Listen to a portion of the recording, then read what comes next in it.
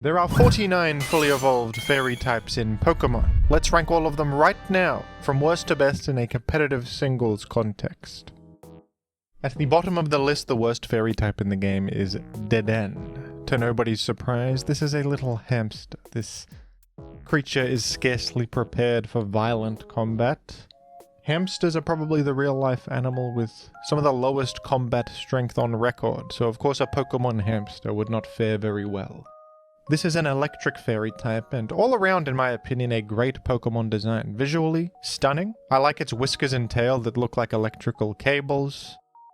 It is a Pikachu clone, but I think it's one of the better ones. I think it's a higher-end Pikachu clone.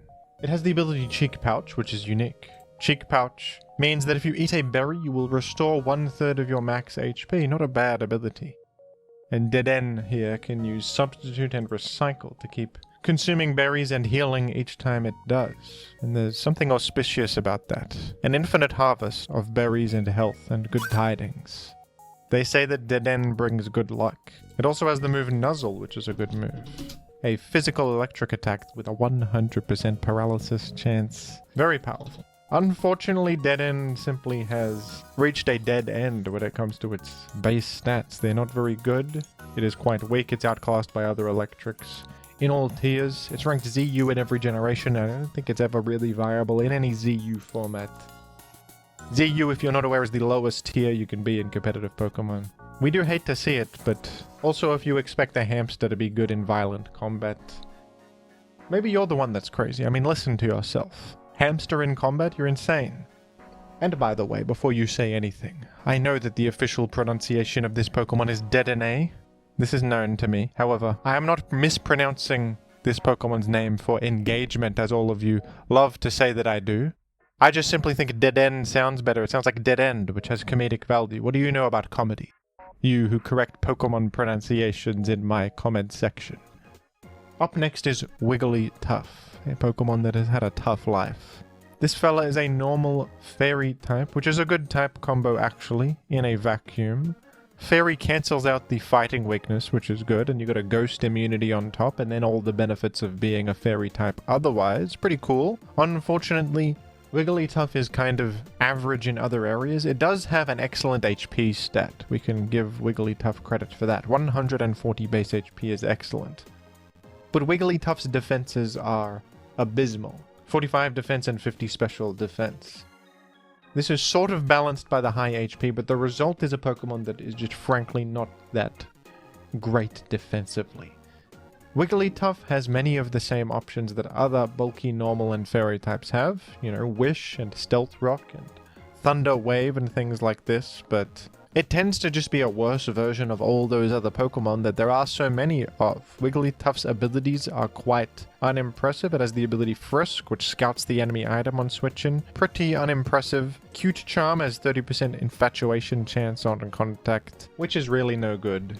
And then Competitive is probably the best ability it has. +2 special attack if you have a stat lowered. But with such a dismal special attack of only 85, how can Wigglytuff make much use of an ability like this? It cannot.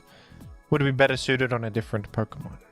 Without a good ability to play to its strengths and no real standout qualities compared to any other similar Pokemon, Wigglytuff is just bad.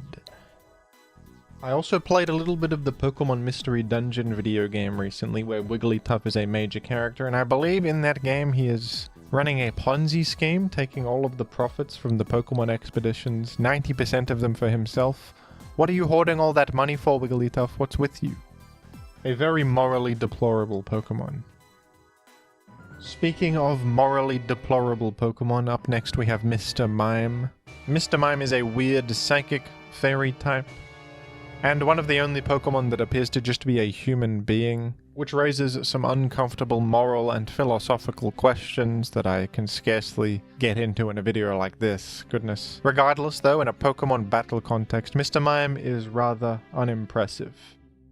Its standout quality is a 120 special defense, which is a good stat, but with an abysmal 40 base HP, it's not getting much out of that, and it's not particularly geared towards a special wall roll without an ability or move pool that lends well to such a thing.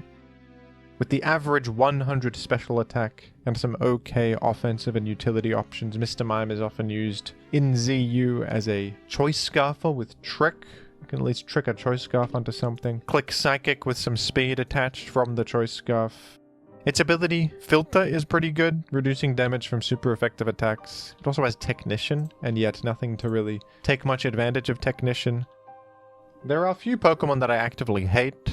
Mr. Mime is one of them. I hate this Pokemon. Weird, poorly designed, strange all around. It fills me with dread. I'd like to move on so that I don't have to look at him any longer, if that's okay. Mr. Mime fans in the comments, I apologize, but you've picked a weird Pokemon as your favorite Pokemon. If your favorite Pokemon is Mr. Mime, I'll tell you. If this Pokemon speaks to you, perhaps look inward and look in the mirror and ask yourself why. Why did you choose Mr. Mime as your favorite? Look at this freak. Look at this weird freak who's not even good. What's with his weird shoes, man? Why do they curl upwards? I'm not fond of that at all. He's got blue hair, looking like Krusty the Clown or somebody. We need to get rid of this Pokemon permanently, I fear. We need to get him out for good. Up next is Galarian Rapidash, a psychic fairy-type unicorn character. Very beautiful, very majestic, but not very powerful in a competitive world. Rapidash Galar is kind of weird. Its stats are average, and it has a higher attack than special attack, and yet its physical attacking move pool is not very good. It has the ability Pastel Veil, which grants poison immunity to you and allies. Poison immunity is actually not a bad trait, but there are of course better status immunity granting abilities than this. It's better than nothing though, it's not too bad. And Galarian Rapidash is a cut above Mr. Mime at least, as a similar psychic fairy type that has Calm Mind Stored Power combo and Morning Sun to heal at least. This can be a win condition in the ZU tier, and yet it can't do much beyond that. In just about every other higher tier there are superior Calm Mind sweepers. It's not particularly well suited to the role with only 80 special attack, is it? Now in the famous horse-used tier, where only horses are legal, Rapidash Galar actually is quite prominent as, I believe, the only fairy-type horse in the format, which is a valued niche. If there's no other fairy types in existence, Galarian Rapidash suddenly rises to the forefront, doesn't it? But without those specific meta conditions of the famous horse-used format, Galarian Rapidash regrettably lacks much value. Up next is Shiinotic. I like this guy. Funny mushroom with funny face. Very agreeable Pokemon in terms of its visual flavor, but in battle not that great. Shiinotic is a grass fairy type, which is a typing with problems. It's ×4 poison weak, which is no good. Grass and fairy are not very complementary actually. Grass fairy types can work, but all of the weaknesses are a problem. And Shiinotic does not really make up for this problem elsewhere with average stats and very low speed, meaning it's not really fantastic in any area. It's not bulky, it's not fast, so what is it? Well, the best Shiinotic has going for it is that it has a good move pool. Shiinotic has access to Spore, a much coveted option, a 100% sleep-inflicting move, now illegal in Gen 9, but previously not illegal in prior generations. It also has Strength Sap, another much coveted option, a healing move that heals based on the enemy's attack stat and also lowers their attack. Probably the best healing move in the game. So with these two options, Shiinotic has a little bit of value and is a pretty good defensive Pokemon in ZU, but not in any higher tiers of course. But I support mushrooms and mushroom-themed creatures. I enjoy eating mushrooms, and I enjoy in fantasy worlds when a mushroom is alive. And Shiinotic, I think, is quite an underrated Pokemon in terms of its visual. It's a beautiful creature that exists in like a fantasy forest or somewhere. It fills me with a sense of adventure, so that's good. There's merit to a thing like that. Up next is Carbink, who is sort of a weirdo little rock with eyes. This is a rock fairy type Pokemon, and I believe it's the cousin of Diancie or something like that. They're related somehow because they're very similar, both the same typing and similar stats also. Carbink has a base value of 50 in HP attack, special attack, and speed, and 150 in its defenses. An interesting stat spread that results in respectable bulk actually, which is the main reason it's higher than other entries on the list so far. The 50 HP is bad, but 150 in the defenses makes up for it. It does. It also has a useful ability Sturdy, allowing it to live on 1 HP from full if one hit KO'd. Carbink has such options as Stealth Rock and Body Press to do stuff with its bulk. That's about it though. It doesn't have much more than that. And Rock Fairy is quite a bad typing. ×4 weakness to steel, weakness to water and grass and ground and such is always bad.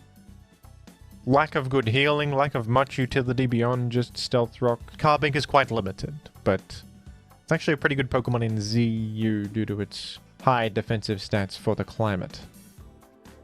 Up next is Mawile. Mawile is an intriguing creature with a hair that is a mouth. Very inventive stuff. Mawile also is not great in its stats. Quite low on the stats end. And yet it outdoes many of the Pokemon prior due to its incredible typing. Steel Fairy is perhaps the best type combo in the whole game, with a tremendous amount of resistances, immunities, and benefits. Mawile also has the ability Intimidate, which is a great defensive ability, lowering the enemy's attack on switch in. With these traits and also decent enough defensive options to take advantage of them, like Stealth Rock and Toxic, Mawile is a great defensive Pokemon in the ZU tier, in multiple generations. It also has the ability Sheer Force, giving it some offensive value. Sheer Force grants bonus damage to moves with secondary effects, nullifying their effects. And Mawile can run a Swords Dance set with Sheer Force for some value. With stats like these, of course, you can't expect to be very good, but Mawile punches above its weight, considering the terrible toll on its person that these stats represent. There have been many biting critiques of Mawile over the years, and Mawile ignores all of them and has found its place in the world, and is proud of what it has achieved, given that the odds were so stacked against it. Up next is Granbull, who I enjoy. Sort of looks like the dog from Tom and Jerry, like a classic cartoon dog character. Granbull is a mono fairy type, always a good typing. It has Intimidate, which is a good ability. This fella's stats are not the best, but not the worst either. I mean, its defenses are not particularly fantastic, but it has a decent base HP of 90, and Intimidate certainly helps it in the bulk department. Plus it has a great attack stat of 120, so defensively Granbull can function. In Gen 6 it is ranked RU, which is respectable, and thanks to that fairy typing Intimidate, good offensive move pool with Earthquake, which you always appreciate as a physical attacker, and even Heal Bell, which is useful utility. Granbull is a decent combination in lower tiers of offense and defense, as well as some support. Every dog does have its day, and it may not be a particularly memorable or eventful day. In the case of Granbull, the peak of its life is Gen 6 RU viability. That was its day, and yet there is no promise that the day that the dog is allotted will be particularly outstanding or eventful, just that they will have a day for themselves. That's all they can truly ask for. That's all anyone can ask for. Up next is Alcremie, who's a cake-themed Pokemon from Gen 8. Alcremie suffers from the same problem a lot of fairy types do, that they are outclassed by better ones and have similar options. A lot of fairy types occupy the same space, so it's a very competitive world where only the best survive. Alcremie, though, is interesting. It actually has some pretty good traits to its name. It has an excellent 121 special defense and a very respectable 110 special attack. 65 HP is not great, but not horrendous either, I suppose, with that level of special defense to consider. And Alcremie has a very interesting ability, which is Aroma Veil. Aroma Veil will grant an immunity to the effects Attract, Disable, Encore, Heal, Block, Taunt, and Torment. The big ones there are Encore and Taunt. Taunt is a pretty common way to stop Pokemon like this from calm-minding up and boosting up and healing. So is Encore. Encore is used as an anti-boost sweeper tactic to force the enemy to repeat themselves and therefore leave themselves helpless to spam Calm Mind, which does nothing for you.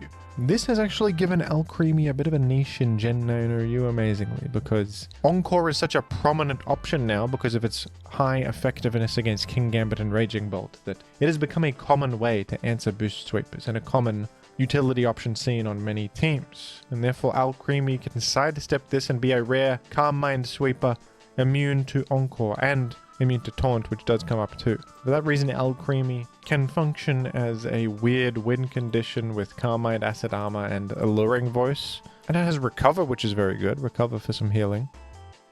Now, this is obviously very niche, and everything else about Alcremie is just average. It ends up in lower tiers by usage as a result. But I think this niche is a respectable one, wouldn't you agree? It's at least got something distinct about it compared to other fairies. And yet in many contexts, this cake Pokemon gets eaten alive by the competition, tragically. Up next is Aromatisse, who I'm quite fond of actually, with a fun design inspired by plague doctors of medieval Europe. Very cool. Aromatisse also has Aroma Veil, much more fitting on this Pokemon. The same ability that the cake has, granting immunity to Encore and such, which as I just mentioned has its value. Aromatisse though is a bit more well-rounded defensively. 101 HP is solid, and 72 defense and 89 special defense are good enough with that HP to be decently bulky. Aromatisse also has good utility options like Wish to heal up allies and Heal Bell to heal the status of allies, fitting as well on a Plague Doctor themed Pokemon, wouldn't you say? But obviously, as I just mentioned with Alcremie, this role is crowded. Aromatisse is pretty average compared to many similar Pokemon, so it's just like a worse version of them for lower tiers, but at least has those utility options and decent well-rounded bulk for low tiers. Up next is Duxbun, the bread dog, a fan favorite. Duxbun is a new Pokemon from Gen 9. Yet another mono fairy type, and kind of a weird one in the stats. It has a very low 57 HP. I guess bread is very soft and can be eaten and defeated easily, so it has lower health points, and yet it has a very high defense stat of 115, which is quite good, making up for the low HP somewhat. Perhaps some burnt bread has a tough exterior, meaning a high physical defense stat. There's bread-related logic going on here, believe me. Duxbun has the excellent ability Well-Baked Body, which grants fire immunity. And if you are struck by a fire attack, your defense is raised by 2 stages, which is quite excellent. This is a much better ability than what prior fairy types have mentioned so far. And this ability also gives Duxbun an unbelievable niche value in Gen 9 Ubers that many of you are probably already aware of. Duxbun is actually randomly a hard counter to Koraidon, because as a fairy type it is immune to Dragon and resistant to Fighting, which are the 2 stab types of Koraidon, and it is also immune to Fire, the other common offensive type Koraidon uses. And of course threatens to KO Koraidon with Play Rough. So Duxbun has been used in Ubers on hard stall teams to defensively wall very reliably the #1 Pokemon in Gen 9 Ubers. Pretty cool. Duxbun, I suppose, is having its day presently, with that niche currently existing in the generation that is still ongoing. Now, some people keep telling me that Koraidon can run Iron Head to hit Duxbun. You are foolish, because Koraidon would not ever run that, because it would usually just click fire moves against fairy types for big neutral damage. Sun boosted, you doofus. There is no one who's going to cover the Duxbun matchup by running Iron Head to Koraidon unless they have scouted the enemy's team using cheating and knows that the enemy's going to run Duxbun. That's the only way anyone would ever do that. When you queue up a game or play a tournament game, you do not know what the enemy is going to have in advance, mate. You don't know. So to cover the Duxbun matchup is not going to be very valuable in most contexts, because Duxbun is not exactly the most common thing in Gen 9 Ubers, even though it has a niche.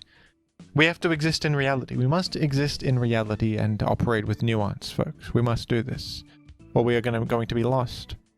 The amount of commenters that want to downplay Duxbun and say that he can't wall Koraidon is absurd to me. People comment and say that, oh, why doesn't Koraidon just switch out? This only works if Koraidon is stupid and stays in. Yes, of course that the enemy will switch out when threatened by a one-hit KO. Do you understand that that's where the value lies? Like when a Blissey switches in against Kyogre, Blissey will threaten to win the 1v1 if Kyogre stays, because it will Toxic and repeatedly heal. So Blissey forces Kyogre to exit. That's the point of the Blissey, is to force the threat that is a problem to leave the field because it will not win. Duxbun threatens to defeat Koraidon and therefore gets it to leave.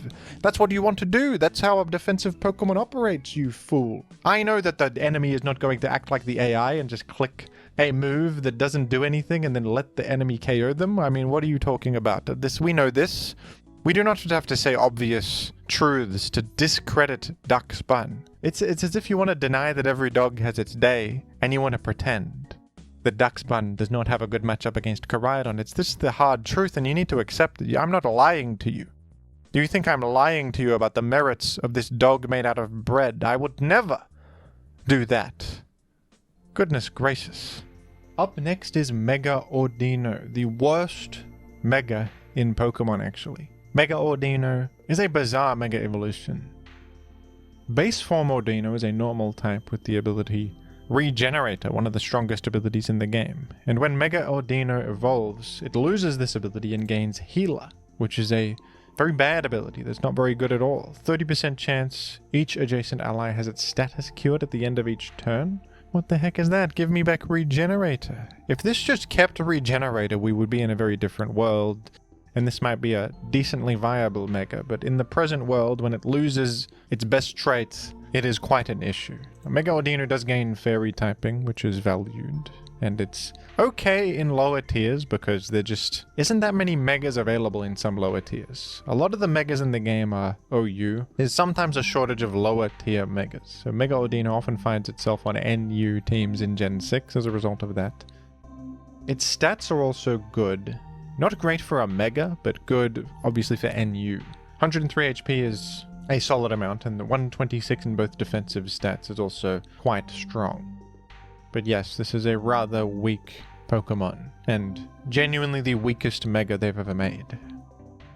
Up next is Base Form DNC, a Pokemon very similar to the previously mentioned Carbink, with near identical stats, the only difference being its higher offensive stats, 100 in attack and special attack, which does make quite a difference. And DNC also has a more varied move pool. But this Pokemon suffers from many of the same fundamental problems, being extremely slow and having quite a dreadful defensive typing, with many weaknesses that are common and plentiful. DNC usually ends up in the RU tier though, which is at least more than can be said for some of the prior Fairy Pokemon, and DNC has had some niche value in Gen 9 OU thanks to its combination of Trick Room and Stab Meteor Beam with the Power Herb combo. Trick Room is better than ever in Gen 9 OU due to the fast-paced metagame and better Trick Room abuses than ever before. And DNC has pretty nice bulk to set Trick Room, and then it can make up for its lower than average special attack for OU by using the Meteor Beam with a Power Herb. Meteor Beam executes in a single turn with Power Herb and raises your special attack by 1, as well as being a very strong Rock-type special attack with 120 power. Other than that, though, DNC is rather underwhelming. It is superior to Carbink, but suffers from many of the same problems at the end of the day. Up next is Florges. Florges is yet another in the archetype of Mono Fairy type with defensive and utility options, the Aromatisas of the world and such, but Florges is a bit better, largely due to its great stats. Florges randomly has a legendary level special defense stat of 154, which is incredible. And it doesn't even have that bad of an HP stat considering, 78. Its defense is quite bad, only 68, but you can invest in physical defense and let your base special defense do all of the heavy lifting on that side, and the result is a very good and bulky Pokemon. And off the back of those great stats, as well as a perfectly acceptable defensive utility move pool with options you can expect like Wish Aromatherapy, Synthesis for some healing, Florges is a functional fellow in the RU and UU tiers of many generations, and in that power level is often the best Pokemon of its archetype. This is, I suppose, the go-to mid-tier bulky fairy type, which has its value in that context, but even Florges gets outclassed by some of the Pokemon that we will get to. Up next is Comfey, who is a delightful flowery piece of headwear, and a much better Pokemon than you would think at a glance. These stats don't exactly scream excellence, do they? 51 HP is very bad. It's got a good special defense, but that's about it. But Comfey has one of the strongest abilities in the whole game, and that is the ability Triage. I believe it's the only Pokemon that gets this ability. Many people wish they would have such an incredible ability. Triage grants a +3 priority increase to healing moves, which is absolutely excellent. And healing moves does not just mean, recover or rest. It just means any move that can heal you whatsoever, and that includes draining moves, like Draining Kiss. This is the main claim to fame for Comfey, that it has Draining Kiss with +3 priority on it. And by the way, having +3 priority is relevant because that means it even acts before Extreme Speed, which only has +2 priority.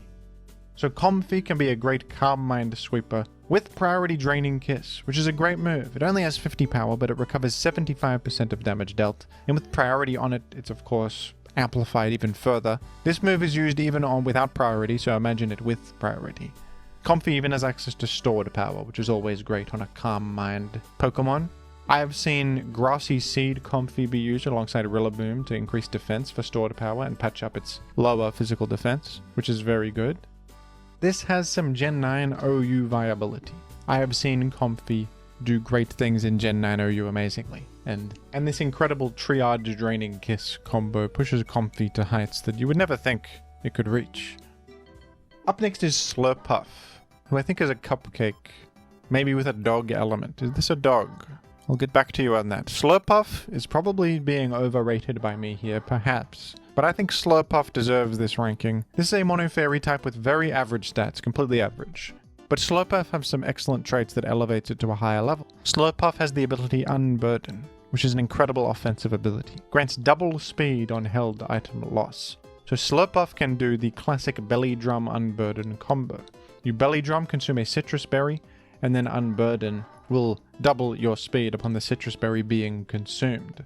From there, you are maxed out in your attack, and you have double speed, meaning you easily outrun pretty much everything. So from there, your stats don't even matter because your attack is so high, and you have such incredible speed that you can sweep. And this was viable genuinely in Gen 7 OU. I used it. I have experience with Slurpuff gaming. It was niche, but on the right hyper offense team, you could use this. The Slurpuff not only has this up its sleeve, it also has the unbelievable option of Sticky Web, which is scarcely given out to non-bug types. Most Pokemon that get Sticky Web are just bug types, but Slurpuff is a mono fairy with Sticky Web, as well as having Unburden. And there's some real value to a thing like that. Slurpuff can be used as a Sticky Web setter in some Ubers formats even, where Sticky Web has amplified value. Especially because it also has Endeavor to bring the enemy low after a Focus Sash has been consumed, and guess what? After the Focus Sash is consumed, its speed is doubled with Unburden. For goodness sake, what an incredible aggressive opener to Sticky Web and then Endeavor the enemy to bring them down to only a sliver of HP for easy cleanup later. Now beyond these two niche circumstances, Slurpuff is quite a forgettable Pokemon, but I believe these two niche circumstances elevate Slurpuff beyond the fairy types mentioned thus far. Up next is Whimsicott, a grass fairy type Pokemon with the incredible utility ability Prankster, granting priority to status moves. Whimsicott is much more famous in doubles, where it has the incredible option of Prankster Tailwind to increase your team's speed with priority on top, a tremendous option. And Whimsicott's other utility is also more valued there. Plus its powder immunity helping, thanks to the grass typing. In singles, Whimsicott is not as good, but I think that you can still give some respect to this Pokemon having Prankster with options such as Leaf Seed and Encore. It also has a priority Stun Spore.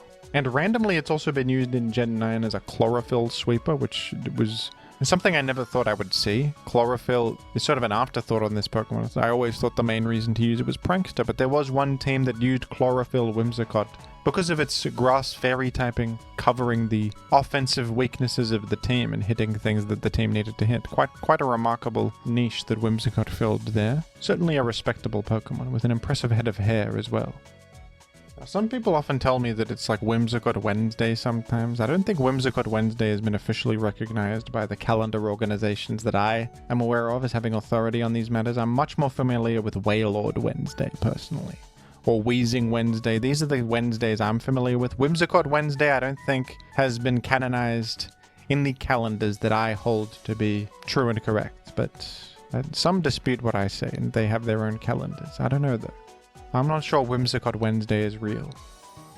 Up next is Sylveon, the fairy type evolution, and a popular one. The EVs are always popular. Sylveon is a damn solid fairy type with great stats. 95 HP is very good. 130 special defense is excellent. And it even has a solid 110 special attack. Sylveon also has the incredible ability Pixelate, turning normal type moves into fairy type moves and increasing their power by 1.2x. This gives Sylveon the elite option of Hyper Voice, which becomes Fairy type, and has a great and high base power from the power boost of Pixelate, as well as bypassing Substitute, which has some real offensive value. Sylveon's move pool is perfectly acceptable for a defensive utility Fairy type with options like Wish, Protect, and Heal Bell. And with solid stats and that powerful offensive option, Sylveon is pretty good. It does tend to face competition from other fairies in OU though. Its utility can feel a bit limited compared to them, but all things considered a fine Pokemon. Fine, but not particularly remarkable either. It does feel like these days you need to be remarkable to have success. Up next is Grimmsnarl, an interesting new prankster fairy type Pokemon introduced in Gen 8. And Grimmsnarl is a slightly better suited prankster Pokemon to singles than I would say Whimsicott is, as Grimmsnarl has the powerful options of Reflect and Light Screen. This is its main claim to fame. Grimmsnarl is good on offensive teams that want to use these screens to allow more opportunities for boost sweepers to click their boosts and win games. Reflect shields your whole team from physical damage for 5 turns. Light Screen does the same for special damage. Grimmsnarl also has the great options of Taunt with priority and also Parting Shot, in Gen 9 at least, which was a great buff that allowed Grimmsnarl to now pivot out with some priority. Very powerful. The awkward part of Grimmsnarl though is that it's really bad against Tinglu, who is really common. In Gen 9 OU, one of the most common Pokemon, because Dark types are immune to being affected by prankster moves. And Tinglu is incredibly bulky, cannot be taunted, or affected by Parting Shot. So if you click Parting Shot into a Tinglu, it will achieve nothing. And also Tinglu has Whirlwind to counteract the very boost sweepers that Grimmsnarl aiming to amplify, which is quite awkward. Grimmsnarl also sort of hates Goldengo, since Goldengo ignores all of its stuff. Grimmsnarl was a bit better in the Gen 9 OU metagame of the past, when all-out offense was more of a viable team style, when there were more powerful boost sweepers in the game, like Baxcalibur and Volcarona. Now this team style has sort of petered out a little bit, but Grimmsnarl does occupy this niche of setting screens with priority very well, and it's probably the best Pokemon at doing this still. So if you do want to build a team around this concept, Grimmsnarl is going to be your fellow. But I don't think that Grimmsnarl is very good in Gen 9 OU right now, and its usage reflects that, as it is currently ranked in the PU tier in Gen 9, very low. It almost seems wrong with what Grimmsnarl can potentially achieve in the excellence of Prankster and the solid Dark Fairy typing as well, but that's the reality of its usage, and I suppose that says something about the viability of Grimmsnarl's screen setup strategy. It's a rather one-dimensional Pokemon that can pretty much do this and a little else. Maybe that leads to it suffering a little bit. Up next is Screamtail, one of the weirdest of the new Ancient Paradox Pokemon. Screamtail is ancient Jigglypuff with big Mewtwo hair. It is a Fairy Psychic type, and it has stats that are sort of good. 115 HP, 115 special defense, and a great speed stat of 111 as well. Plus solid 99 defense, but then its offenses are very low. So it's a fast defensive Pokemon, which is something that you don't really see very often, and it's kind of awkward. It sort of results in Screamtail being awkward. Fairy Psychic in Gen 9 is not the greatest defensive typing, and Screamtail's ability Photosynthesis, which all the Paradox Pokemon have, lends itself more towards offense rather than defense. So Screamtail often ends up skewing towards offensive sets anyway, just because having high speed and Photosynthesis and options like Calm Mind and a special move pool just skew Screamtail towards that direction. That ends up being the best way to use it. And then with such a low special attack, it's not that effective at doing that. It's not that effective either at being a defensive Pokemon with a typing that isn't the best for it, as well as even in lower tiers like NU being outclassed by options with superior defensive prospects. Now, Screamtail is interesting because with Photosynthesis and a speed boost, it can have Calm Mind and Encore, which is a funny combination that can allow Screamtail pretty good setup opportunity while doubling as a cool anti-setup fella, encoring the enemy. Sort of two birds with one stone there. I've seen this work in OU, I think, but it's a bit dubious, isn't it? I don't think it's that great in OU. You can make it work because of this weird combination of speed plus Calm Mind spam plus Encore. I'll give them respect for trying something interesting, a fast defensive Pokemon. Up next is Gardevoir. Gardevoir is decent. It's a psychic fairy type with respectable special attack of 125 and a good special defense too. 80 speed is also not the worst. Gardevoir also has the great ability Trace, which has some real value to it. Trace will, on switch in, copy the enemy's ability and replace your ability with that. Very cool ability that can do fun things like tracing Volt Absorb, giving you electric immunity, letting you switch in on something like Thunderous Therian. You can trace Flash Fire and switch in on Heatran. You can trace Magic Guard and be immune to status and such. Many applications for Trace that are valued. And Gardevoir is decent in middle tiers as a Choice Scarfer. Makes its high special attack, Stab, Moonblast, Trick to give enemies the Choice Scarf. Always good on Choice Scarf sets to have Trick. And Healing Wish for some sacrificial momentum. I suppose Gardevoir is like a better version of Mr. Mime, with a superior ability, better stats, better options. But the Psychic Fairy typing has defensive shortcomings. 80 speed is not good enough for the top dogs, and its poor physical bulk is a glaring weakness too. Plus Gardevoir does have a somewhat limited move pool compared to contemporaries. Still not the worst Pokemon of all time. Up next is Enamorous Therian, who is sort of a disgusting creature, isn't it? Weird turtle with... There's just something off about this strange creature, isn't there? Something's not right about this guy, but regardless, Enamorous Therian is decent. It has impressive stats in some areas, a great special attack, respectable bulk, and a fairy flying typing, which is a great type combo. Enamorous Therian is outdoing many fairies mentioned so far, largely just due to stats, raw stats, and a pretty good offensive move pool. Enamorous Therian can be used on Trick Room teams at times in OU, and is valued there occasionally, but Enamorous Therian does have some real flaws. Low speed and a lack of good defensive utility options is quite a blow to Enamorous Therian. Its ability is largely useless. It used to be more useful because it granted immunity to powder moves, that's Overcoat, and immunity to powder moves meant immunity to Spore, but now Sleep is just banned, and frankly that wasn't that useful anyway, even before the Sleep ban. It wasn't a great ability there, regardless. So a pretty unexciting ability for this fella, and just difficulty in operating well defensively due to poor options. This is a bulky attacker, and it's okay at that, but not OU level as a bulky attacker. It's ranked in the RUBL tier, which seems appropriate. Up next is Mimikyu, a brilliant Pokemon design, a ghostly creature disguising itself as the Pokemon Pikachu. Beautiful concept. It is a ghost fairy type, which is a great typing. Its stats are okay, rather average, but its claim to fame is its ability Disguise, which is very good. With the ability Disguise, it basically has a free substitute that it starts the game with. The first hit that Mimikyu takes will be blocked, and you will only take a measly 1/8 of your HP after being hit.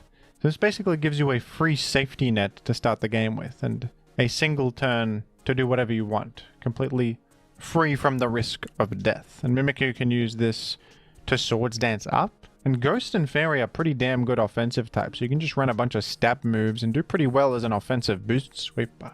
You even have Shadow Sneak for some priority. I recall using Mimikyu back in Gen 7 OU and it being fairly successful. Mimikyu is not too bad in this role. You can also run the red card for a funny interaction, as if they hit you and break your disguise, they will then be forced out, which might even force in something that can't 1v1 Mimikyu and let you get more sword dances, which is pretty cool.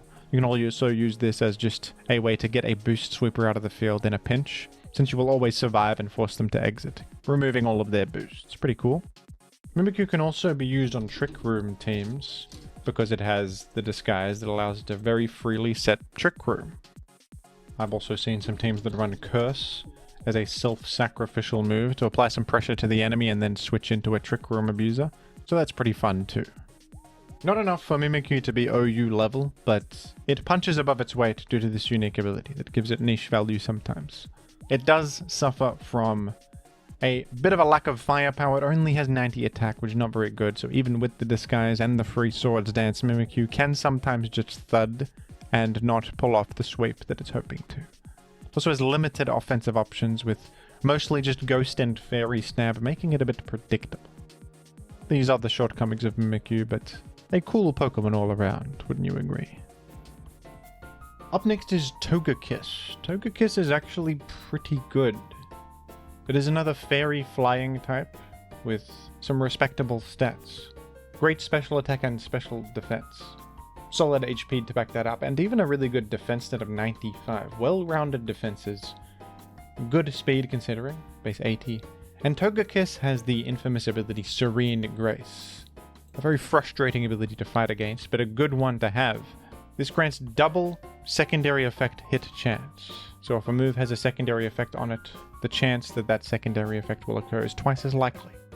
And Togekiss abuses this to great effect with the move Air Slash, which is a flying type special attack with a 30% chance to flinch, now buffed to a 60% chance.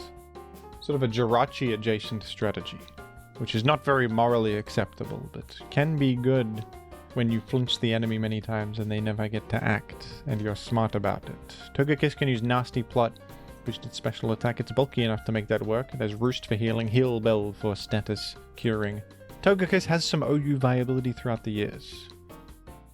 It doesn't exist in Gen 9, but I imagine in Gen 9 it would actually be quite good, because it could Terra, and Nasty Plot Air Slash Serene Grace just sounds good in the Gen 9 metagame, to be honest. We can be thankful maybe that it isn't in Gen 9. Now, Togekiss is not actually ranked OU by usage in any generation. It's not that good, but it's good enough to have a niche there, and it's pretty consistently good in the middle tiers, which deserves some respect, I suppose. Many hate this Pokemon, though. This is a disliked Pokemon. Up next is Ribombee, a delightful bug fairy type Pokemon. Famous for its access to Sticky Web. Ribombee is one of the best Sticky Web setters in the game. Sticky Web is an entry hazard that will lower the enemy's speed every single time they switch in, and is amazing on offensive teams. It can be built around as an offensive game plan. And the access to this scarce entry hazard elevates Ribombee to great heights. It was OU in Gen 9 for quite a while. It has viability in Ubers. And Ribombee sets itself apart from other Sticky Web setters with its high speed and that fairy typing, plus a decent special attack stat with which to click Moon Blast. Ribombee sets Sticky Web and has a bit of offensive firepower on top of that with its speed and stab Moon Blast to show for it. It even has Skill Swap for some anti-magic bounce technology. Magic Bounce is an ability that can bounce back Sticky Web and prevent it from hitting the field. It will hit your field instead. But if you skill swap, you can trade your ability with the incoming Magic Bounce fellow, and then freely Sticky Web against them. Ribombee even has Stun Spore to get a bit more value out of it before it perishes. I'm sure Ribombee will persist as a good Sticky Web setter into the future. Perhaps if Shuckle returns in a future generation, this usefulness will dwindle, but Ribombee is different to Shuckle in what it can achieve. Up next is Klefki. A lot of people hate this Pokemon. They point to this as an example of the franchise jumping the shark. They've made Karkis into a Pokemon. How could they? How could they turn Karkis into a Pokemon? Isn't that a creative concept? Am I crazy for thinking that sentient Karkis is actually quite fun? Perhaps I'm the stupid one. Anyway, Klefki is pretty good. It's a Steel Fairy type, which is, as mentioned earlier, perhaps the best type combination in the whole game with incredible defensive value. Many resistances and immunities. And it has the ability Prankster, granting priority to status moves. Non-attacking moves all will have priority. Now, Klefki has pretty bad stats, but this typing and Prankster plus its move pool make up for that. Klefki is a spikes setting Prankster Pokemon, which is very unique and very powerful. This is probably the main claim to fame of Klefki, the fact that it has spikes that can be set with priority. That's extremely good. It also has Thunder Wave to paralyze the enemy with some priority. Magnet Rise is pretty cool. With priority, you can gain ground immunity and even set spikes in the face of like a Groudon in Ubers or something like that. Because Klefki has some merit in Ubers, can you believe it? And Klefki also has Light Screen and Reflect, the powerful screens, to shield your team from incoming damage. As a defensive utility Pokemon, Klefki is impressive. It tends to be ranked low by usage, but it always has niches in higher tiers due to this incredible priority-infused, unique set of tools that it has access to. Much like its visage, which is a ring that holds various car keys for different contexts. Klefki is sort of like the car key ring of Pokemon, with all the different utility it can provide, unlocking certain potential that would not be possible otherwise. And they say this is a bad Pokemon design, when the in-game role of Klefki reflects its visual appearance of being a key ring. I mean, goodness me. I'm a Klefki supporter. I support this Pokemon. Do not disparage Klefki. They should make more Pokemon based on household objects. Wouldn't a stapler Pokemon be cool, or like a calculator? In the comments, can you please type I value Klefki? Type that in the comments, please, to increase Klefki's self-esteem, such that he does not get disparaged any further by bad actors. I don't want this to happen to him anymore. Up next is Fezandipiti, a poison and fairy bird Pokemon, who I think is cool. Fezandipiti has had a bit of a renaissance recently. When this Pokemon first came out, it was viewed as awkward and bad. You can probably see why. Its stat spread is weird. It has a high special defense, but average everywhere else. It's got the ability Technician, which is not a good fit on a clearly defensively oriented Pokemon. People weren't sure that this would be very good. People eventually realized that in Gen 9 OU, Fezandipiti has some merit. Its poison fairy typing and high special defense makes it a good check to common Pokemon like Zamazenta, Darkrai, and Iron Valiant.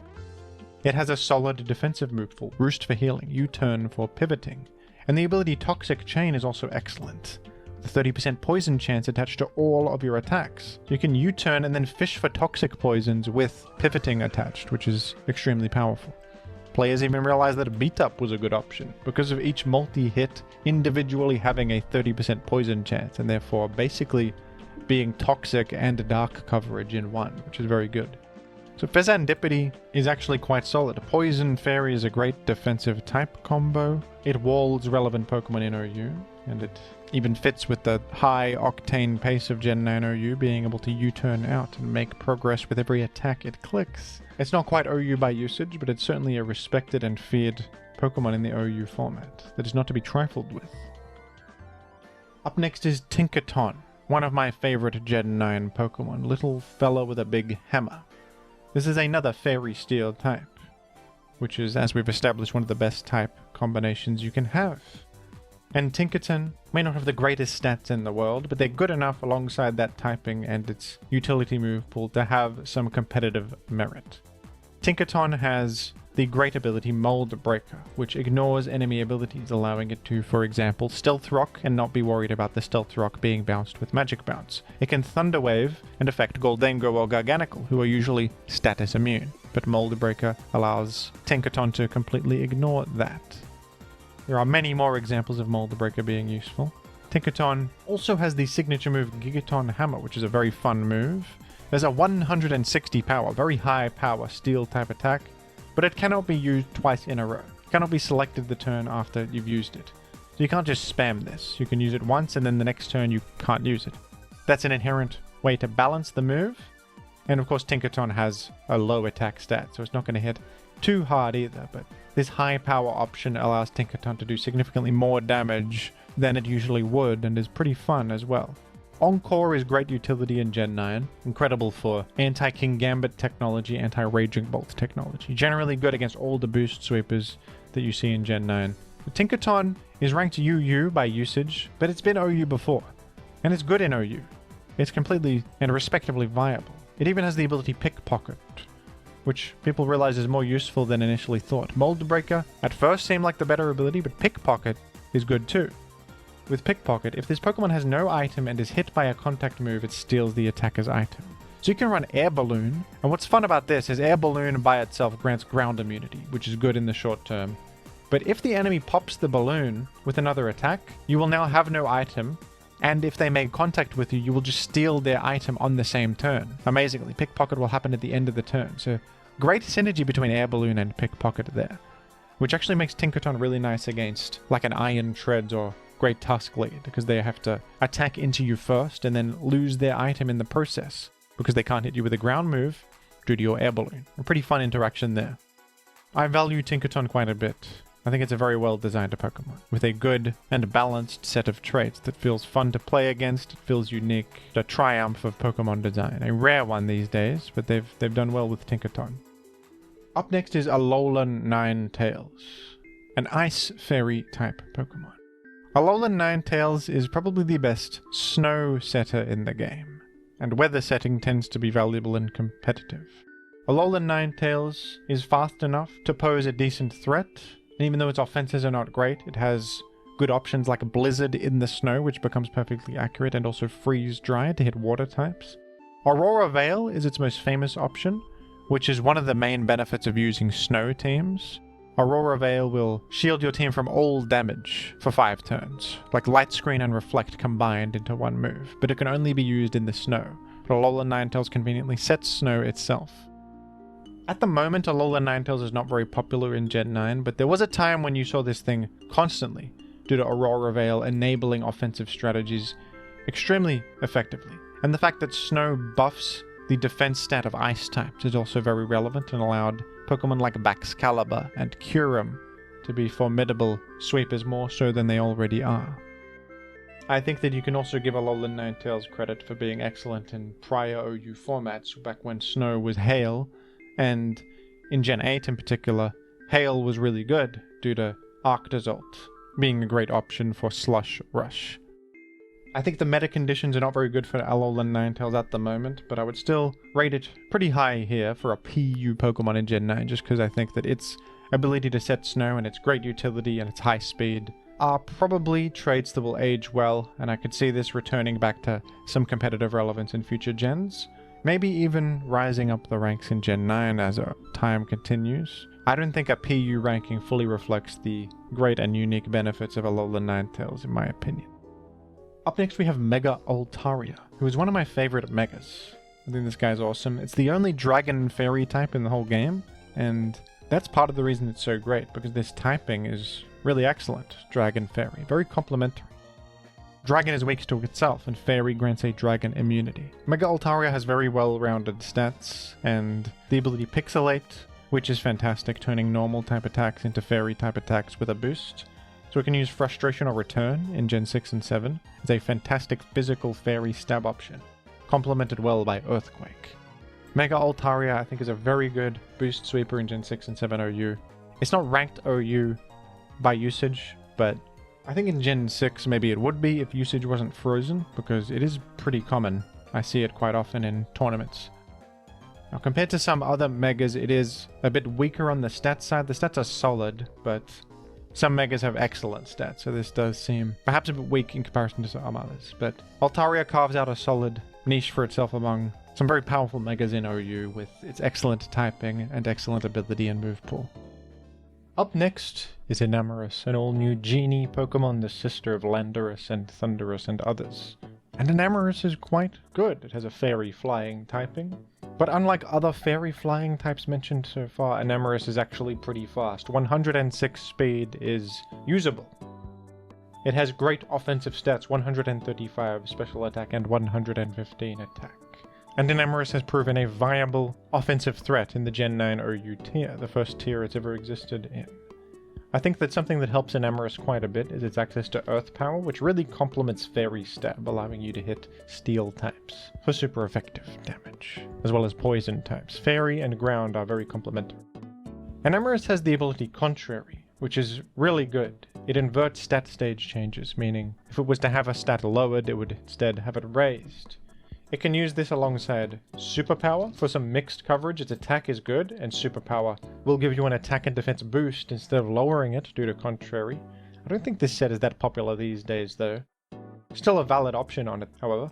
And the most unfortunate issue with Enamorus is just that it's competing with Iron Valiant, who tends to be a better offensive fairy type. But Enamorus sets itself apart with its typing, with the option of Earth Power, and also Healing Wish being a great choice on a Choice Scarf offensive Pokemon for hyper offense teams, sacrificing yourself to pivot to something and fully heal it back to fruition. A really great move on offensive teams.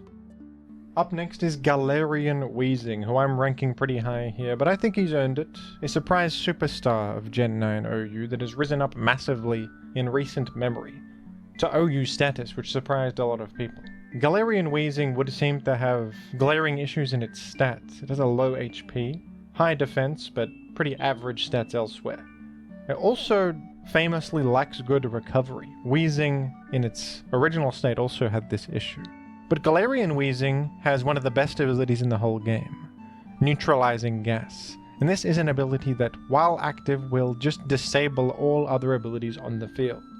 Turns out that in Gen 9 this is extremely useful.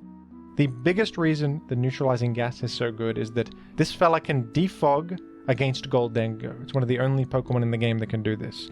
Goldengo's ability Good as Gold usually blocks all status moves, including defog, but neutralizing gas disables that ability and allows Galarian Weezing to clear hazards safely. It can also burn Goldengo. And neutralizing gas also has merit against Garganacl. It can disable Poison Heal from Gliscor, which was one of the most useful because Gliscor's poison counter actually continues to tick up. And so when Poison Heal gets disabled, it can sometimes just KO itself from the poison damage that has ticked up in the background. Pretty fun interaction there. And generally disabling abilities is just useful all around. On top of that, the Poison Fairy typing is really good and allows Galarian Weezing to be fantastic against Zamazenta, which is always useful. Pretty good against Ogerpon Wellspring too, with grass resistance and a high defense stat, as well as the threat of Sludge Bomb and Will-O-Wisp. And Pain Split is not the most perfect healing option in the game, but it'll do. It's good enough. And Galarian Weezing's other advantages bring it all together. I think Galarian Weezing's awesome, beautiful mon design, and it's cool that it's risen up to solve problems that Gen 9 OU is suffering from and provide the tier with the most reliable hazard removal in the game, as well as great counterplay to some of the top Pokemon. I think neutralizing gas will probably continue to be useful in future gens. Just such an incredible ability. It's always good to disable abilities, pretty much always good. Up next is Tapu Bulu, the worst of the Tapus, but still a good Pokemon of course. The Tapus are a legendary quartet from Gen 7 that all have their own unique terrain effect. Tapu Bulu's was unique at the time at least. With Grassy Surge, it can set grassy terrain on the field, an effect with many benefits. Grassy terrain causes everything grounded to chip heal, gaining health the same as leftovers, 1/16 health restoration every single turn for both you and your opponent. It also boosts the power of grass type attacks, which can be excellent. It activates the Grassy Seed item and allows it to be consumed instantly. And also Grassy Surge reduces the incoming damage from Earthquake, which is quite useful. This is the most famous aspect of Tapu Bulu. It is a grass fairy type, which is not the most fantastic type combo. Times 4 poison weakness is a problem. Generally you have a lot of weaknesses with this typing.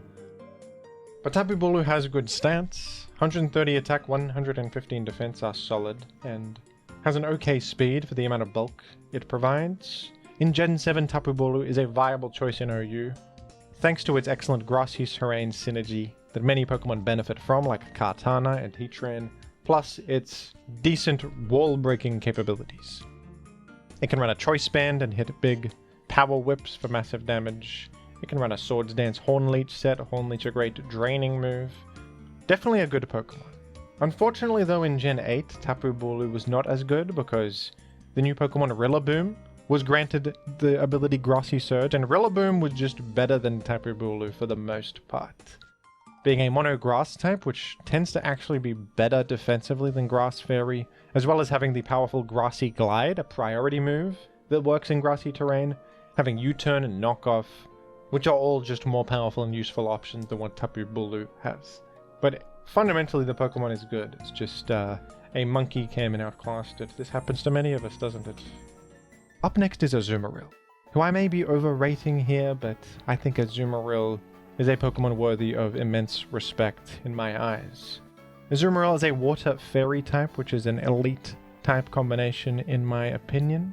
Azumarill has average stats, but that is remedied by the fact that it has the ability Huge Power, one of the strongest in the whole game, straight up doubling your attack stat. Your base stats don't matter anymore when you have this ability, because with bonus stats from EVs and an adamant nature, you end up with a ridiculously high attack stat, even though your base attack is only 50. Azumarill was ranked OU in Gens 6 and 7. It is an excellent Belly Drum sweeper. It can use the Belly Drum Citrus Berry combo to achieve truly astronomical levels of power. Already having Huge Power and a high attack to begin with, but then maxing it with Belly Drum and having Aqua Jet for priority. play rough for Fairy Stab and even knock off some of the best complementary coverage ever and item removal. Excellent as a belly drum Pokemon, but can also be used as a choice band wall breaker. Azumarill has not been as popular in Gen 9, but I believe it was OU in the past. I think fundamentally the Pokemon still has a lot to be thankful for and a lot to appreciate about it. A late typing, incredible wall breaking potential and damage output. You could probably build around it in OU and see success. Perhaps in future meta conditions we'll see Azumarill return back to OU once again. Up next is Primarina, another superstar of Gen 9, rising up to OU rank for the first time in this generation with buffs over the years and good meta conditions for it, as well as just people realizing how good it truly is. This is another water fairy type with solid defensive stats for the typing. I mean, 80 HP and 74 defense wouldn't usually be that good, but water fairy typing is so good defensively that these are serviceable, and the special defense is actually good, base 116. Plus Primarina is far from passive, it has an impressive 126 special attack. Primarina fits like a glove into the Gen 9 OU metagame, walling top threats like Darkrai, Iron Valiant, Walking Wake, Iron Moth, etc. And generally being a pretty damn effective defensive Pokemon that packs a bit of a punch too with a high special attack stat. It's a great Assault Vest user to enhance its bulk, because it can work with a set of only attacks. It has Flip Turn for pivoting, great to keep up momentum, great for the pace of Gen 9.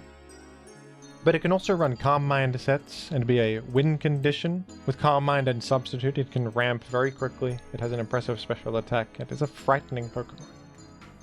Up next is Mega Gardevoir, one of the more powerful Mega evolutions in Gen 6 and 7 OU. The stat increases on this Pokemon are pretty tremendous. 165 special attack in particular is unbelievable. That's putting many legendaries to shame. The enhanced special bulk is also appreciated, and base 100 speed means this is fast enough to actually be a genuine threat, more so than the original Gardevoir could be. Plus, Mega Gardevoir has the fantastic ability Pixelate, turning normal type attacks into fairy type attacks and granting them a 1.2x power boost. So you have that fantastic fairy type hyper voice option, Psyshock, which is perfect to hit special walls that could otherwise stop you in your tracks. You even have Will-O-Wisp to burn opponents. And Mega Gardevoir is a pretty tremendous wall breaker. Few things in the game can dish out such good special damage with respectable amounts of speed and bulk as well. Just a solid Mega all around. Up next is Hatterene. Hatterene is a great Pokemon and has been one of the most popular in Gen 9 OU. Hatterene would be otherwise unremarkable in its stats and typing and everything if it weren't for the ability Magic Bounce. This is what makes Hatterene so elite. Magic Bounce is one of the best abilities in the whole game. It makes you completely immune to status moves, and it even bounces them back to the opponent if clicked, so something tries to Toxic Hatterene.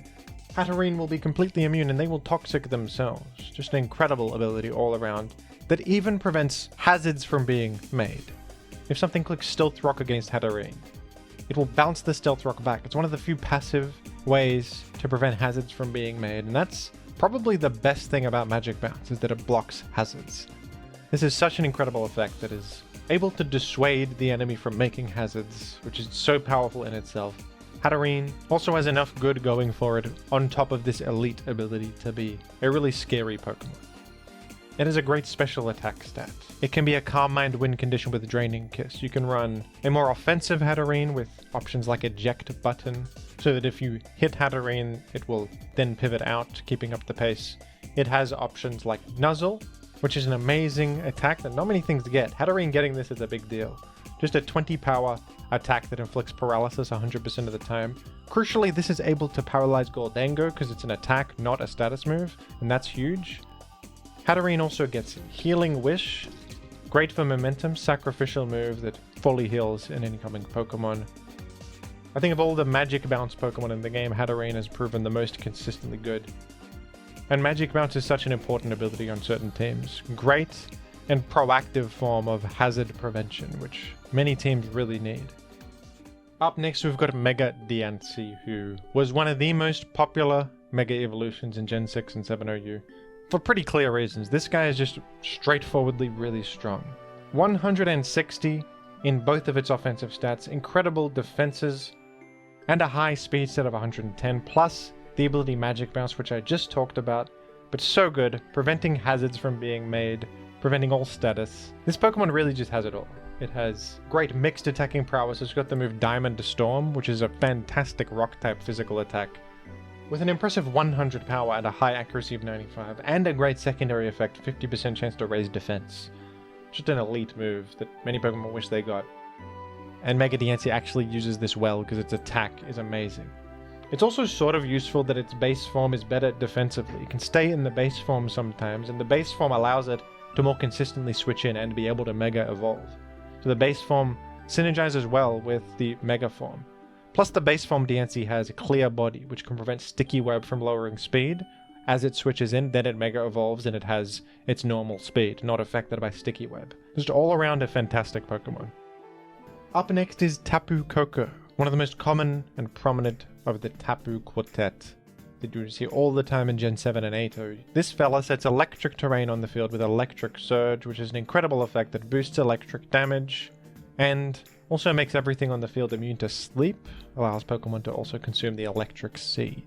Many benefits to electric terrain, and Tapu Koko is extraordinarily fast, with 130 base speed, one of the faster things in OU. Electric Fairy typing is also really nice. It's really cool that this can pivot in on dragon moves and be completely immune. Tapu Koko has a higher attack stat than special attack, but it usually is run as a special attacker anyway, because 95 is good enough. It gets the electric terrain boost, and its special move pool is just more vast, with Thunderbolt and Volt Switch being the main sources of powerful electric damage boosted by the terrain, and then Stab, Dazzling Gleam being very good as well. But you can run this with physical sets. The problem is that its only physical electric move is Wild Charge, but you can be immune to the recoil if you use a Z move. Z moves do not have recoil. So this can deal a massive electric type Z move nuke off the back of its high attack and the electric terrain boost for some truly incredible damage output. That's another very viable way to use Tapu Koko. Just a really solid Pokemon all around, one of the most successful electric types we've seen in OU history. Metagame defining, metagame warping. Up next we have Tapu Fini. Some might disagree with me putting this above Tapu Koko, but I believe it is better. Tapu Fini is an amazing Pokemon. It's a Water Fairy type, which is an elite defensive typing, and it has really good defensive stats, 115 in defense, 130 in special defense. 70 HP is good enough to make use of those defenses. And it sets Misty Terrain on the field, which works differently to the other terrains. Instead of enhancing the damage of a type, it reduces the damage of a type. It reduces Dragon type damage incoming and shields your team from Dragon type damage, which is interesting. But that's not the most relevant aspect of Misty Terrain. Misty Terrain also grants a complete immunity to status for everything on the ground, including Tapu Fini itself, obviously. So this can switch in and just be totally immune to incoming status, Scald Burns, Toxic Thunderwave, anything. And it also shields your team from status. That is just so incredibly powerful. It's like setting Safeguard on the field on switch in, which is amazing. Tapu Fini also gets the utility of Defog, so Tapu Fini is just one of the best utility Pokemon ever made, with hazard removal and this incredible status prevention. Plus it is pretty offensively potent with Stab, Moonblast, and Surf. It's kind of fast, it's got 95 special attack, which is nothing to scoff at. This allows it to be a bit proactive, on top of being so excellent in the defensive utility department. Just a truly elite Pokemon. Part of the reason Primarina is so good in Gen 9 is just because Tapu Fini is no longer in the game. And that's part of the reason Primarina was not OU in the past, I think, is because Tapu Fini just took its job completely, being the far superior Water Fairy defensive Pokemon. Up next is Mega Mawile, who was a weird one to evaluate because this Pokemon was banned to Ubers in Gen 6, but in Gen 7 it was not. So I don't know whether to evaluate it at the height of its career or at the more reasonable position it found itself in Gen 7. I would probably put it about here. It's definitely an amazing Pokemon. A Steel Fairy type just like its base form, but with much better stats, a better defense stat, better attack, and the ability Huge Power to then double its attack, and that is the main reason to use this guy for the huge power. Mega Mawile was actually too overwhelming for the Gen 6 metagame, being able to so easily Swords Dance up and Sucker Punch and have such great defensive qualities to reliably do so, and, having such overwhelming damage output too. In Gen 7 though, this guy was more reasonable.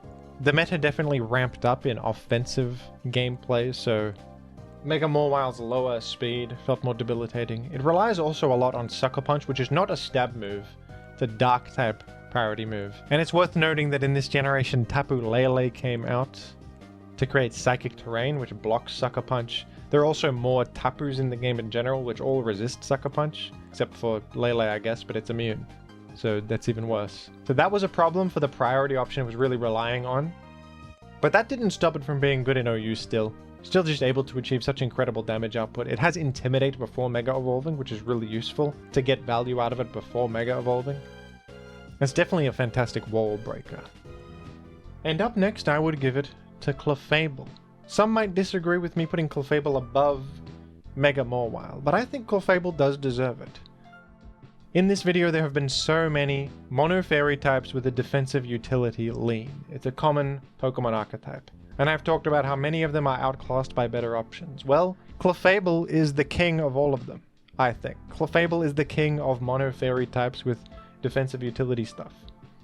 And that's because of its ability Magic Guard, a top tier ability in competitive Pokemon, which grants a complete immunity to all indirect damage, all damage that doesn't come from direct attacks.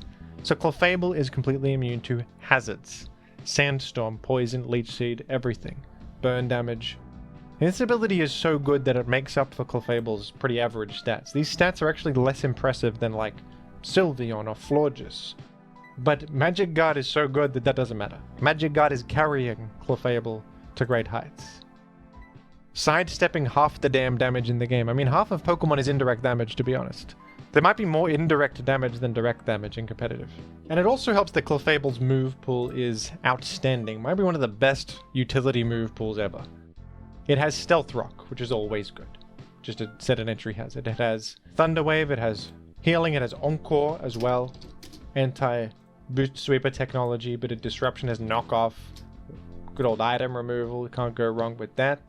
It has Calm Mind, all the damn coverage you could want in the world on a Calm Mind Pokemon, plus healing, plus you don't even need a status curing because you're just inherently basically immune to status from Magic Guard.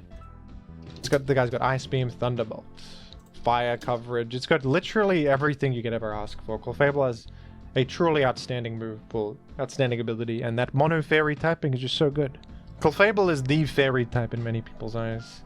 And it's certainly been one of the most prominent OU viability ever since it was converted to a fairy type in Gen 6, persisting in Gen 9. That goes to show how well this Pokemon has aged. I think Clefable being good and competitive is just a truth of life itself. It's a fundamental law that will always be the case. I mean, even when this was a normal type, when it got Magic Guard it became good. It was great in Gen 4 and 5, boosted even further by getting fairy typing. Up next, the queen of the Tapus, Tapu Lele. In my opinion, the best Tapu, and an even better Pokemon than Clefable, amazingly. A tough claim, some might dispute that, but I think it's true. Tapu Lele is truly outstanding. This is a Psychic Fairy type Pokemon with the ability Psychic Surge, which sets Psychic Terrain on the field. This enhances the damage of Psychic type attacks, and also grants priority immunity to all things grounded, which is such a powerful effect for offensive strategies. Truly, truly incredible. Priority is one of the main ways to outdo offense. A lot of fast offensive Pokemon are frail and are vulnerable to Sucker Punch, Shadow Sneak, Ice Shard, Extreme Speed, etc. Priority attacks. Immunity to priority is so powerful. Tapu Lele is also just straightforwardly strong as a special attacking wall breaker.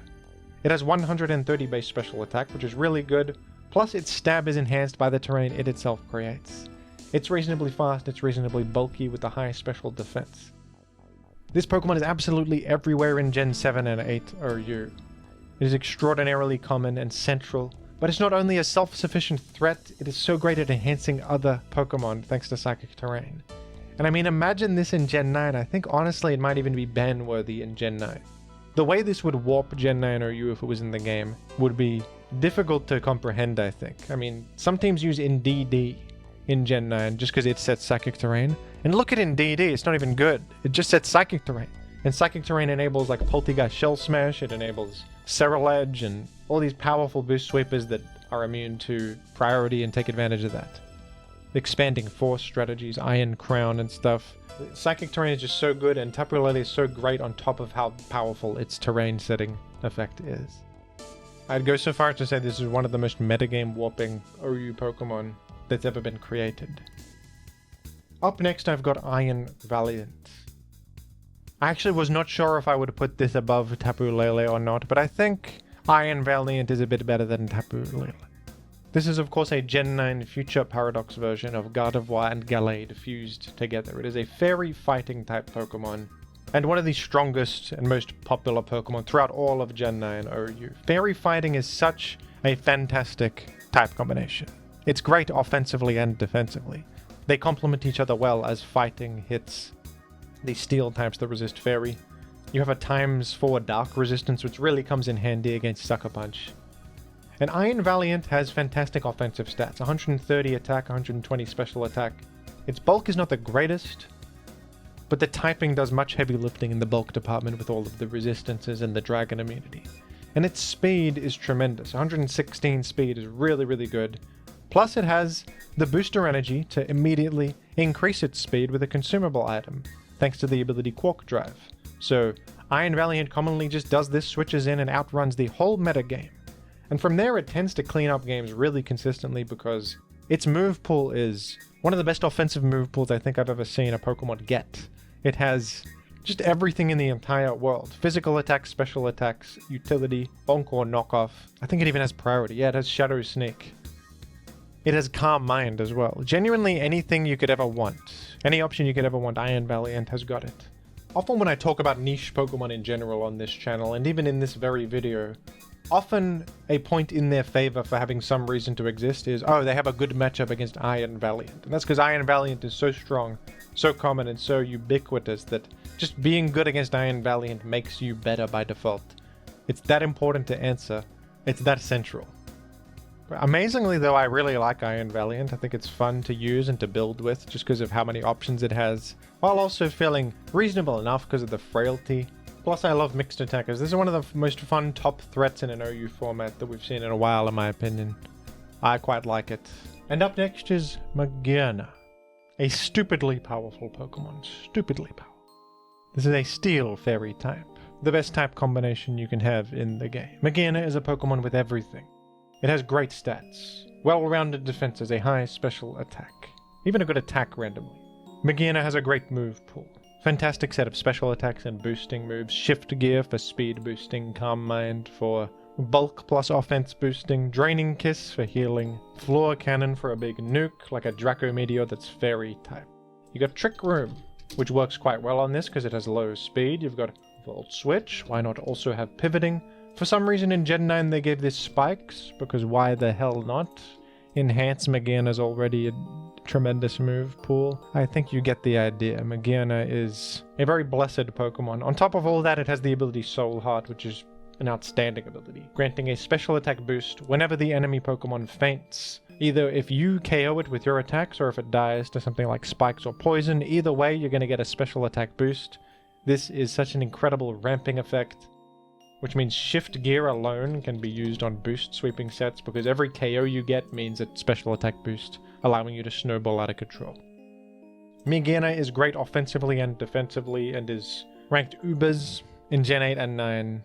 Many think it should be ranked Ubers in Gen 7 too. It's one of the best Pokemon in that metagame. Probably the best Pokemon in Gen 7 OU actually, to be honest. Just a very gifted rabbit made out of clockwork gears and such.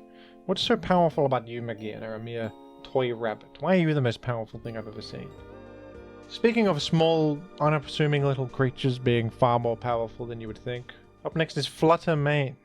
Ancient Paradox version of Misdreavus that is randomly one of the strongest things that Gen 9 introduced. Fluttermane is incredible. It has a fantastic Ghost Fairy type combination.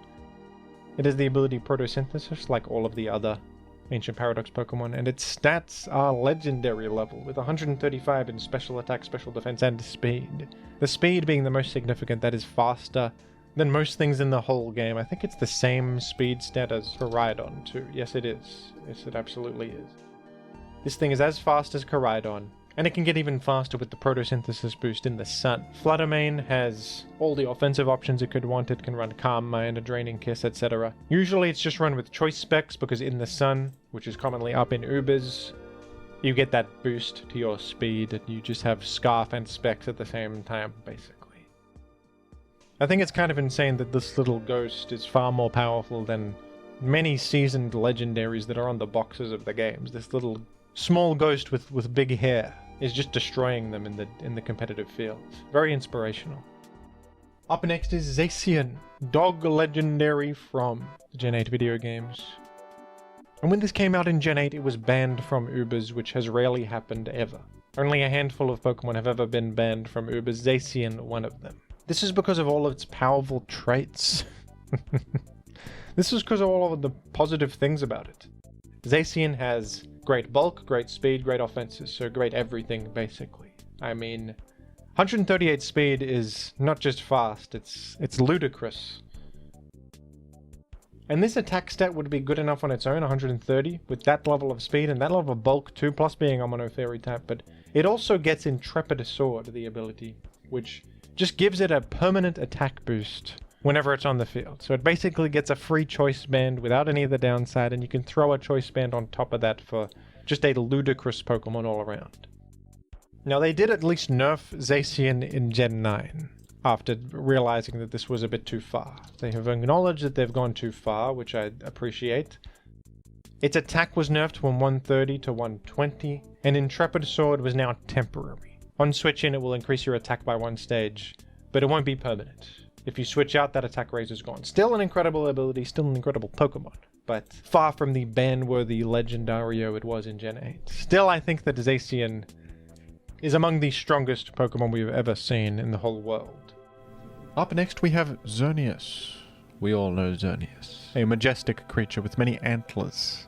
This is the main reason that it exudes such incredible power. Xerneas is another Mono Fairy type, which is a typing you cannot go wrong with. Its stats are solid, actually rather reserved for a box legendary, these stats, but still very good. And of course the main source of power for Xerneas is its unique boosting move Geomancy, which requires a turn to charge, but after the second turn it will raise your special attack, special defense and speed by 2 stages each. And with a power herb you can execute this incredible boosting move in a single turn. It's as good as 2 quiver dances, and clicking it once can often result in an instant victory. In every Ubers metagame where Xerneas is present, Geomancy and the threat of that sweep is a central force, and you need some sort of response to it or you will get defeated very quickly. Xerneas even has bonus damage on its fairy type attacks with the good ability Fairy Aura. It might be a bit controversial to put Xerneas above Zacian's base form, but I think it's correct. Even though Xerneas was never banned to the AG tier, the metagame warping effect it has on Ubers is hard to deny, and I think in Gen 9, if it did exist, it would be banned to AG due to Terra. Terra would probably push this into insane territory.